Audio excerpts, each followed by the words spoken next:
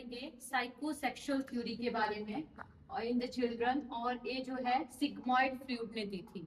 किसने दी थी? ये सिग्मॉइड फ्रूड एक साइंटिस्ट है, उन्होंने साइकोसेक्सुअल डेवलपमेंटल थ्योरी दी गई है।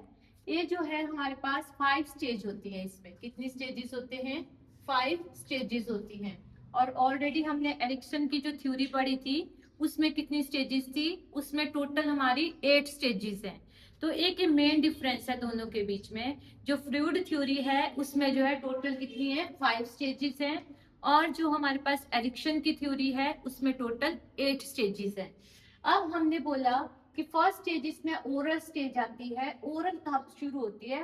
बर्थ से लेकर के 1 ईयर तक। ठीक है, हमने पहले भी पढ़ा था, लेकिन उस थ्योरी में हमने पढ़ा था साइको सोशल बिहेवियर, क्योंकि एरिक्सन थ्योरी बता रही थी कि बच्चा कैसे साइको सोशली वो एक्ट करता है अपनी एज के अकॉर्डिंग। लेकिन ये बता रही है कि बच्चे का कैसे सेक्सुअल साइको सेक्सुअल उसकी डेवलपमेंट होती है। तो इसने बोला जो ओरल स्टेज होती है वो 1 ईयर तक होती है।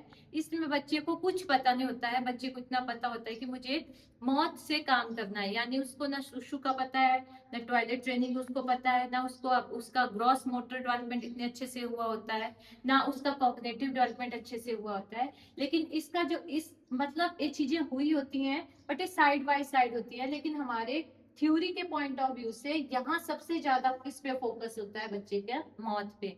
आपने सुना ही होगा कि बच्चा जब पैदा होता है कोई दिन रात सोया रहता है, सुसु पॉटी खाना पीना लगा रहता है उसका। मीन्स ज्यादातर बच्चा जो है यहाँ पे ब्रेस्ट फीडिंग में रहता है ओरल स्टेज में, फर्स्ट ईयर तक, 1 साल तक। ठीक है, दूसरी स्टेज आती है हमारी एनल स्टेज। एनल स्टेज जो होती है हमारी शुरू होती है 1 to 3 ईयर्स तक। कब से?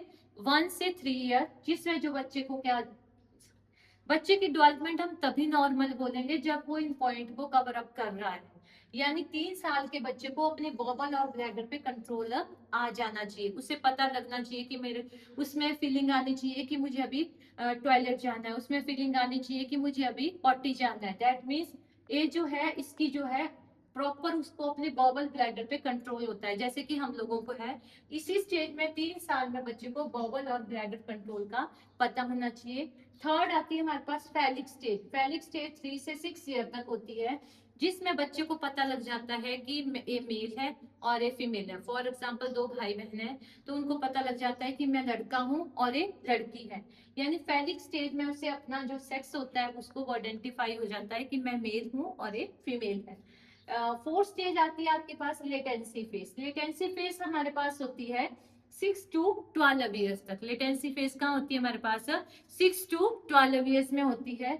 इसमें हमें फीलिंग्स आ जाती है। ठीक है, फिफ्थ स्टेज आती है हमारे पास जेनाइटल फेज। इसमें क्या होता है? 12 ईयर्स की होती है। इसमें जो बच्चा होता है वो मैच्योर फीलिंग आ जाती है उसमें, वो मैच्योर हो गया पूरी तरह से। ठीक है, सो जो फ्रूट है इसने साइकोसेक्सुअल डेवलपमेंटल थ्योरी दी थी। ये 5 स्टेजेस में है। फिर भी बच्चे इसमें क्या करते हैं? भूलते हैं कि ओरल कभी पहले लिख देते हैं, कभी एंड लिख देते हैं, कभी फैलिक। ऐसा नहीं करना है, वो पूरी टोटली गलत हो जाएगा आपका। ये एज वाइज चलती है।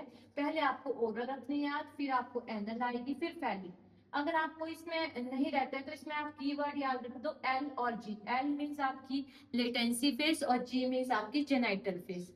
ठीक है, आई होप आपको समझ आया होगा। अगर आपको अच्छा लगा तो मेरे वीडियो को लाइक और सब्सक्राइब कर देना। Thank you.